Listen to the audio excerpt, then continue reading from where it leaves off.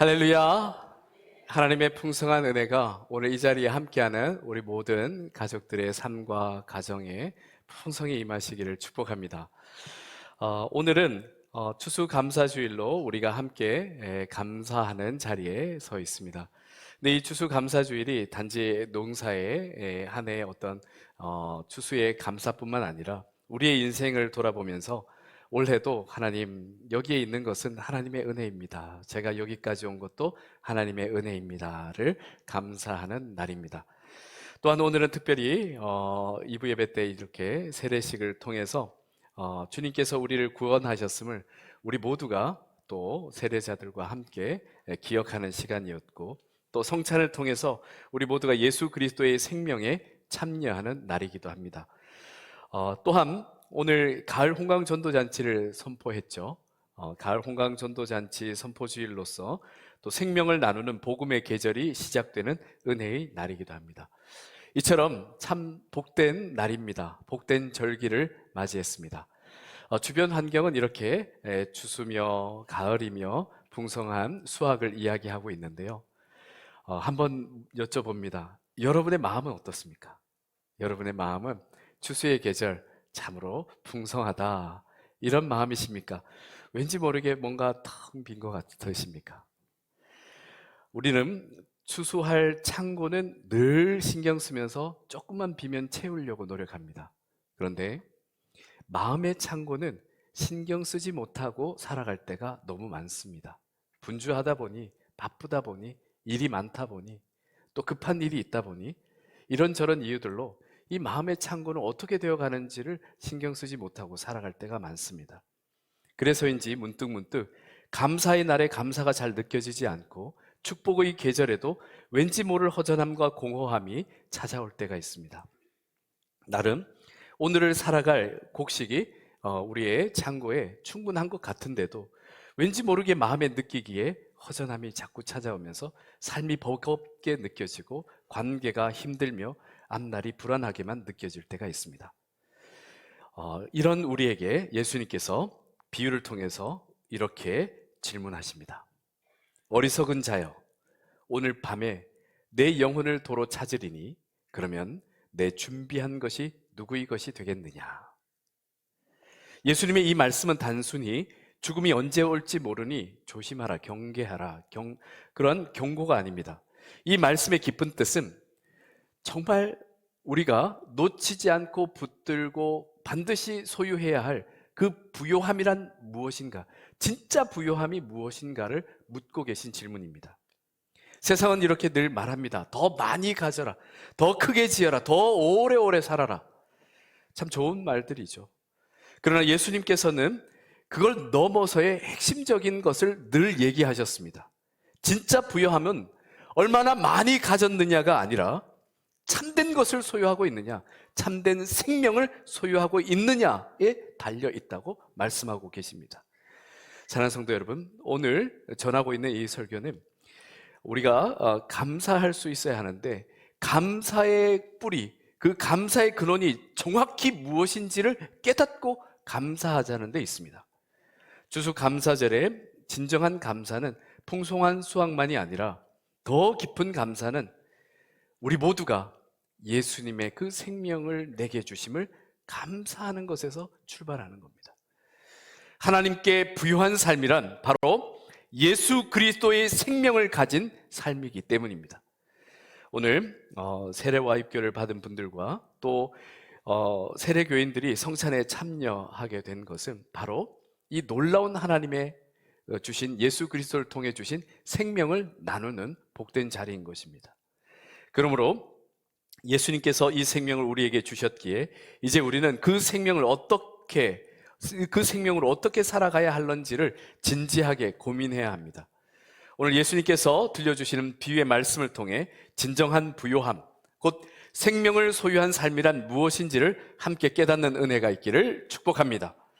오늘 예수님의 비유는 아무 이유 없이 갑자기 나온 것이 아니었습니다. 그 배경에는 한 사람의 요청이 있었습니다. 선생님, 내 형을 명하여 유산을 나와 나누게 하소서. 즉 형제 간의 재산 분배의 문제였습니다.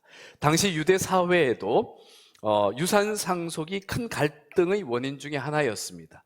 왜냐하면 큰아들에게 상속권이 우선 주어지는 전통이 있었기 때문에 동생들이 종종 억울함을 호소하면서 이제 분쟁이 일어나는 경우가 있었습니다. 그런데 예수님께서 그러한 요청에 대해 이렇게 단호하게 대답하셨습니다. 이 사람아, 누가 나를 너희의 재판장이나 물건 나누는 자로 세웠느냐 말씀하시며 예수님께서는 그 유산 분쟁에 직접 개입하지 않기로 하셨습니다. 왜냐하면 그 분쟁의 뿌리가 탐욕임을 아셨기 때문입니다. 탐욕적인 다툼에 참여하지 않으시고자 하셨습니다. 그래서 예수님께서 즉시 이렇게 말씀하십니다. 삼가 모든 탐심을 물리치라. 사람의 생명이 그 소유의 넉넉한 데 있지 아니하니라. 아멘. 우리가 예수님의 말씀 한 구절 한 구절을 잘 유념해서 볼 필요가 있습니다. 바로 이 말씀이 오늘 비유의 문을 여는 열쇠입니다. 예수님께서는 이 비유를 통해 말씀하시려는 핵심은 참된 생명은 우리가 그토록 집착하게 되는 그 소유의 넉넉함에 있지 않다고 말씀하신 것입니다.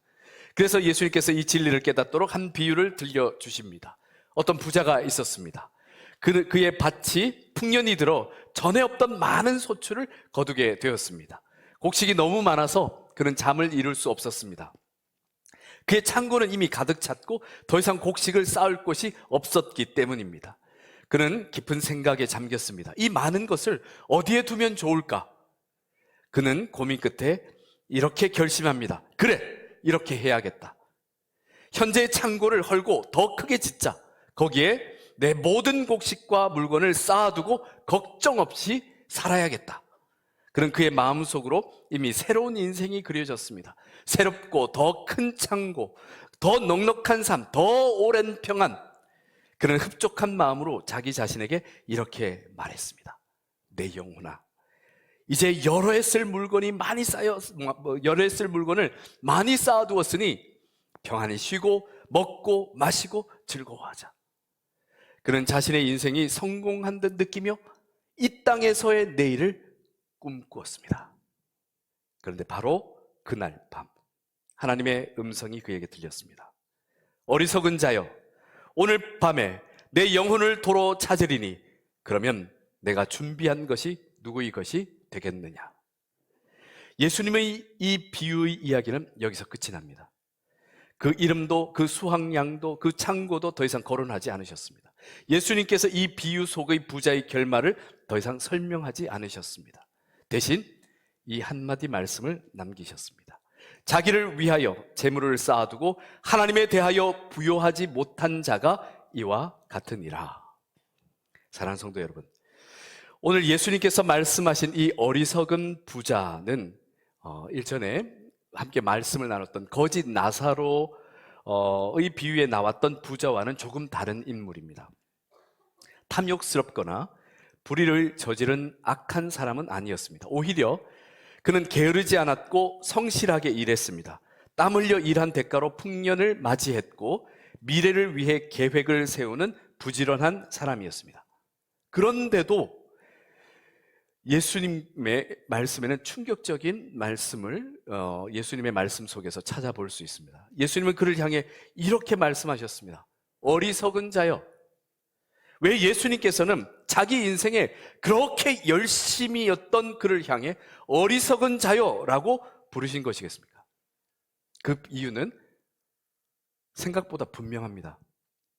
이 부자도 거지 나사로의 비유에 나왔던 부자와 공통된 점 한 가지를 발견하게 됩니다. 그것은 그의 인생에 하나님이 없다는 것입니다.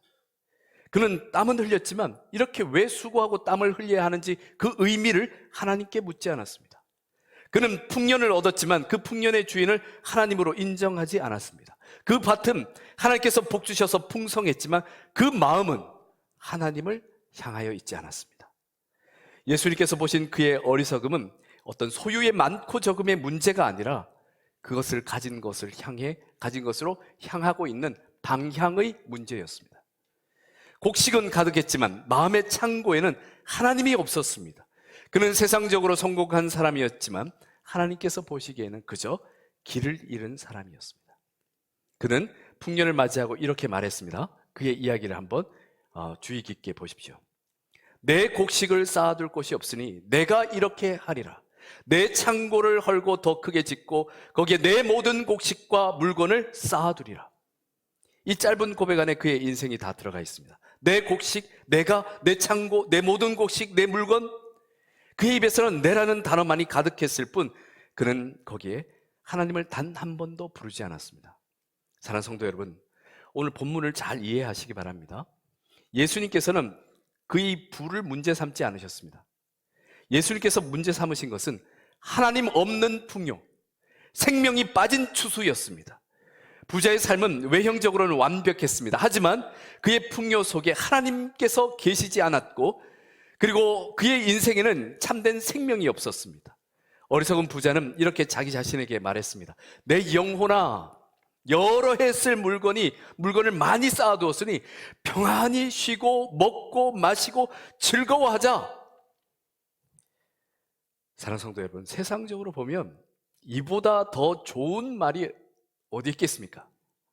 물질의 풍요 속에서 평안히 쉬고 즐겁게 사는 것, 어쩌면 누구나 바라는 인생일 것입니다.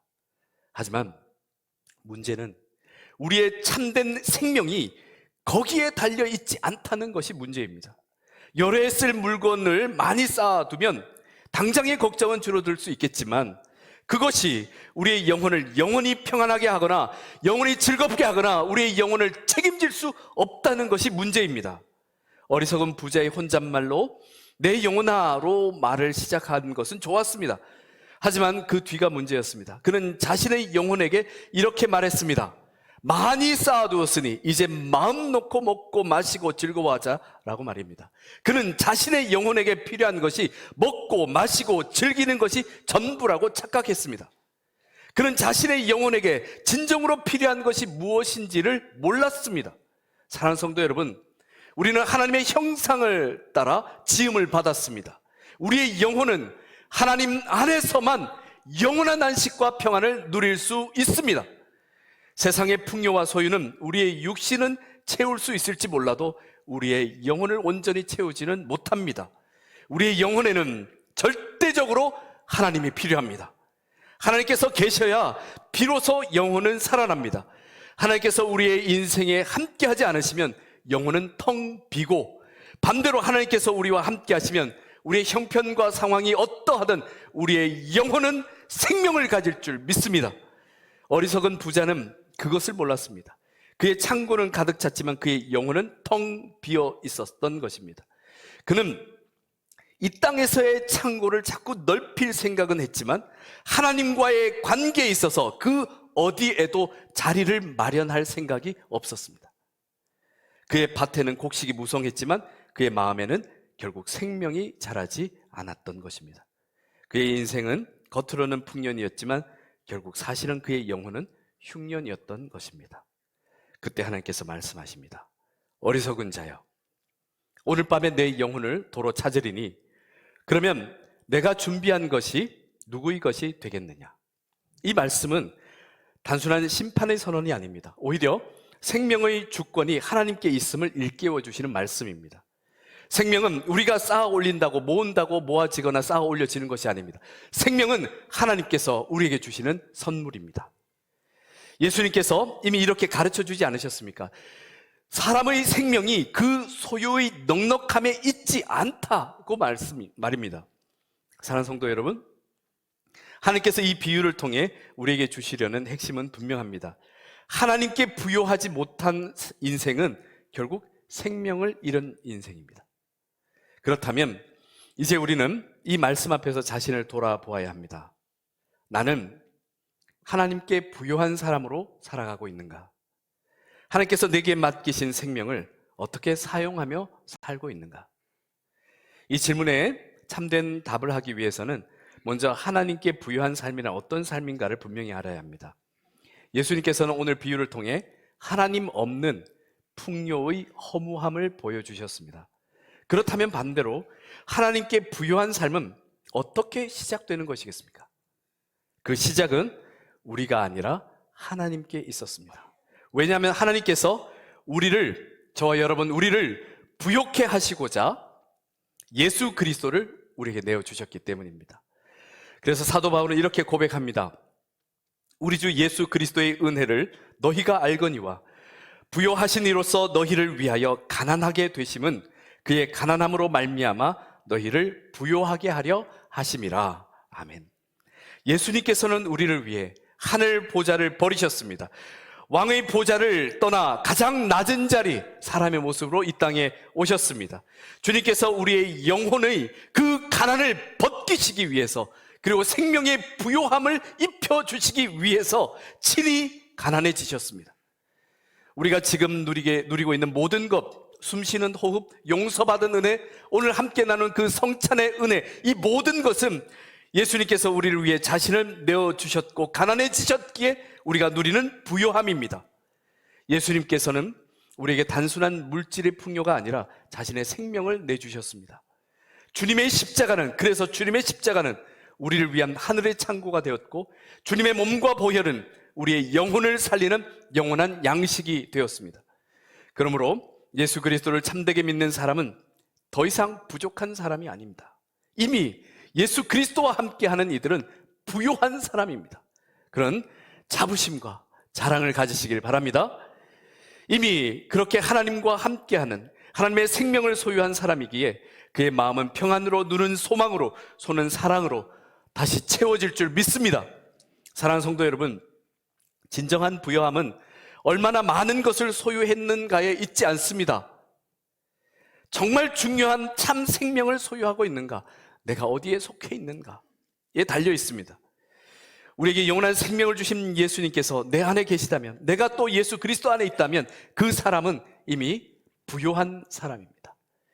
19세기 영국의 고아들의 아버지로 불려졌던 조지 밀러는 예수 그리스도를 믿고 그 사랑에 감격하여 내가 누군가에게 이 은혜를 나누고자 하는 열정으로 가득 찼습니다. 그러나 그는 가진 것이 아무것도 없었습니다. 그러나 평생 수천 명의 고아를 먹이고 입혔습니다. 고아를 먹이고 입히는 사역을 하면서 후원자도 예산도 재정적 기반도 없었습니다. 그래서 그는 할 수 있는 가장 확실한 방법을 택했습니다. 그것은 하나님께 기도하는 것이었습니다. 그런데 이 하나님께 기도하는 이 방법이 놀랍게도 통했습니다. 매일매일 하나님께서 그 아이들을 입히고 먹일 수 있는 것을 주셨습니다. 그의 기록들은 매일매일 하나님께서 이런 것들을 주셨습니다 하는 기록들로 가득 차 있습니다. 그의 기록을 보면 한결같이 이렇게 고백하는 메시지입니다. 하나님께서 우리의 모든 필요를 채워주셨습니다. 우리의 아버지는 신실하시며 우리의 아버지의 창고는 결코 빈 적이 없었습니다. 조지 밀러의 삶에는 어떤 넉넉하게 쌓아둘 창고는 없었지만 그의 기도는 넉넉한, 풍성한 하늘의 창고를 여는 열쇠가 되었습니다. 그 열쇠가 있으니 언제든지 그 넉넉한 하나님의 창고에서 공급받는 겁니다. 사랑하는 성도 여러분, 우리의 삶이 하나님의 창고와 연결된 복된 삶이 되시길 축복합니다. 예수 그리스도의 생명이 저와 우리 성도님들의 삶에 풍성하기를 축복합니다. 그렇다면 우리가 예수 그리스도의 생명을 받은 자로서 하나님께 부요한 삶을 살아내기 위해 구체적인 삶을 살아야 할 텐데요, 어떤 삶이겠습니까? 먼저 첫째는 감사로 사는 삶입니다. 감사로 사는 삶. 풍년의 결실을 하나님께 감사하는 삶입니다. 내 것이라고 생각했던 모든 것이 사실 하나님의 은혜였음을 고백하는 것입니다. 감사는 부요한 삶의 첫 열매입니다. 이 말이 무슨 말이냐 하면, 감사의 삶이 없다는 것은 그 다음에 우리에게 주어지는 삶의 아름다운 열매들이 없다는 겁니다. 감사가 있을 때 그 다음 아름다운 삶의 풍성한 결실이 맺혀집니다. 매일의 작은 일에도 감사합니다 라고 고백하는 삶, 그 삶에 하나님께서 주시는 부요함이 더욱 넉넉히 임할 줄 믿습니다. 그리고 두 번째는 나눔으로 사는 삶입니다. 하나님께 부요한 삶은 나눔의 삶입니다. 어리석은 부자는 내 것만을 집중했지만 하나님의 것을 생각하게 될 때, 내게 주신 이것이 이런 일들로 나누라 하신 것이구나 하는 나눔의 삶을 살게 됩니다. 누군가에게 받은 위로를 그저 위로받았다 하는 것으로 끝나지 않고 그 위로의 말을 누군가에게 또 나눔으로써 그 사람을 위로해 줍니다. 또 기도함으로써 얻은 은혜를 거기에서 머물지 않고 누군가를 위해 중보기도함으로 그 은혜를 흘려보내면서 누군가를 세워줍니다. 오늘부터 시작되는 가을 홍광 전도잔치는 그 부요함을 세상에 나누는 시간입니다. 우리가 전하는 것은 단순한 초대가 아니라 예수 그리스도의 생명입니다. 이 생명의 잔치에 모두 함께 참여하시길 바랍니다. 그리고 세 번째는 소망으로 사는 삶입니다. 하나님께 부요한 사람은 소망으로 사는 삶입니다. 그의 눈은 땅의 창고에만 집착하지 않고 하늘의 창고를 바라봅니다. 그 마음은 이 세상의 성공 너머에 있는 영원한 생명까지도 사모함으로 바라보며 나아갑니다. 그래서 사도 바울은 이렇게 고백했습니다. 우리가 주목하는 것은 보이는 것이 아니요 보이지 않는 것이니 보이는 것은 잠깐이요 보이지 않는 것은 영원함이라. 우리가 예전에 한번 써보셨을 수 있는 그 치약인데요, 콜게이트라는 치약이 있습니다. 여기에 창립자는 1806년 미국 뉴욕에서 작은 비누 공장으로 시작한 윌리엄 콜게이트라는 한 신앙인입니다. 영국에서 이민 온 사람인데요, 가난한 가정이었습니다. 그래서 이 가정을 내가 일으켜야겠다 이런 마음으로 뭔가를 일을 시작을 했는데요, 그러나 돈 벌기에 앞서서 한 가지 하나님께 소원한 것이 있습니다. 하나님, 제가 돈을 벌게 된다면 수익의 일부를 반드시 주님께 드리는 그러한 삶을 살겠습니다. 그렇게 소원을 했습니다. 그리고는 이제 사업을 시작했는데 아주 처음에는 작은 사업이었습니다. 비누를 하루 종일 만들어서 이제 그 만든 걸 가지고 나가서 막 열심히 돌아다니며 팔았습니다. 하지만 그는 그 작은 수익이 생길 때마다 하나님께 11조를 드렸습니다. 사업이 커지자 그는 11조에서 시작해서 10의 2조, 10의 3조로 그 비율을 더 많은 비율을 하나님의 것을 하나님께 드리는 신앙적 결단을 실천했습니다. 그의 삶뿐만 아니라 그가 남긴 그 회사나 기업이 지금도 사회사업을 계속해서 하고 있고 귀한 신학대학을 또 잘 세울 수 있는 대학으로 발전시킨 그러한 사례가 보고되고 있습니다. 이렇게 살았던 그가 남긴 아주 인상적인 고백이 있어서 여러분 들려드립니다. 나는 하나님께 드림으로 인해 가난해진 적이 없다. 이 말은 무슨 뜻이냐면 내가 하나님께 드렸다고 해서 내가 가난해진 적이 없다. 오히려 하나님께 드림으로 하나님께서 더 채워주시면 채워주셨지 나는 항상 하나님 앞에서 부유한 사람이었다.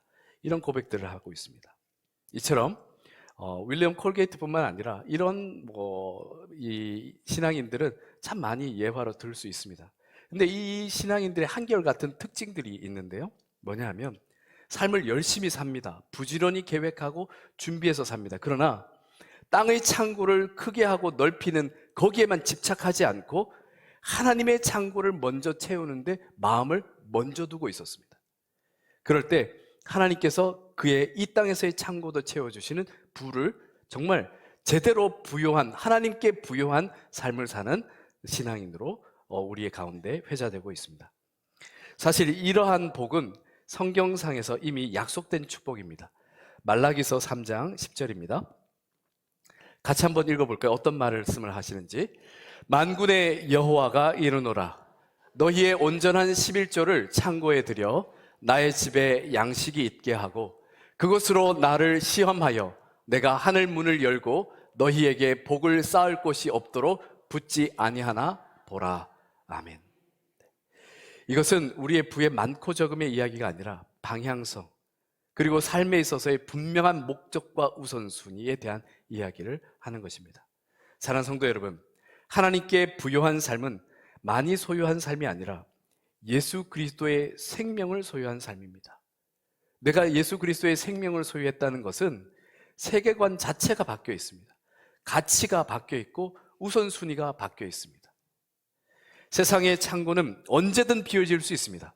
그러나 이렇게 하나님께서 예수 그리스도를 통해서 주신 이 부는 그 누구도 빼앗아갈 수 없습니다. 하나님의 생명은 결코 사라지지 않습니다. 그 생명을 가진 자가 진정 부유한 사람입니다. 오늘 이 예배를 통해 우리의 영혼이 하나님께 부유해지고 예수 그리스도의 생명 안에서 감사와 나눔과 소망으로 늘 복되는 삶을 살아가시길 축복합니다. 함께 기도드리겠습니다. 사랑과 은혜가 풍성하신 하나님 아버지, 오늘 추수감사주일 예배를 통해 참된 부요함이 무엇인지를 가르쳐 주심에 감사드립니다. 하나님, 우리는 종종 세상의 풍요를 부러워하며 하나님께 부요한 삶의 가치를 잊고 살아왔음을 고백합니다. 그러나 오늘 말씀을 통해 참된 부요는 예수 그리스도의 생명을 소유한 삶임을 다시 깨닫습니다. 주님, 우리 안에 그 생명이 머물게 하시고 그 생명으로 감사하며 사랑하며 나누는 인생이 되게 하옵소서. 조지 밀러처럼 기도로 하늘의 창고를 열게 하시고 윌리엄 콜게이트처럼 드림으로 하나님께 부여한 사람으로 살게 하옵소서. 특별히 오늘 세례와 입교로 주님 앞에 새롭게 서게 되는 이들에게 예수 그리스도의 생명이 깊이 심겨지게 하시고 오늘 성찬에 참여한 모든 성도들 안에 그 생명이 흘러 넘치게 하옵소서.